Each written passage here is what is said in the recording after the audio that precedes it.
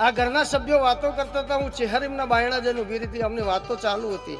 ચાલો અમે વાતો કોણ દઈને સાંભળી. આરે એવું બોલે કે તણ હવે કાલે તો આપણા ભોણિયાના ઘેર બહુ જ આબા નહીં, તો રવિવારે જઈએ તો મેળ નહીં આવતો, પબ્લિક એટલી બધી હોય કે પૂછી શકાતું નહીં.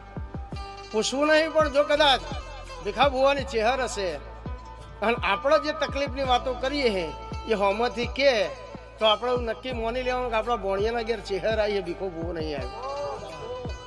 આવું કાલ ખાતા ખાતા વાતો કરી દો. હું તો ખાલી ગપ્પો મારું, મને સમજણ ઓછી પડે પછી. હાલો, અમને બે માણસો એવું કીધું કે આપણા દીકરાને સેટ કરી દે ચેહરમાં, એટલે જેવો આના ઘેર અવસર હ એનાથી જબરો અવસર આખા ગામમાં ના કરું ને તો મારું નામ અરવિંદ ના કહેવાય.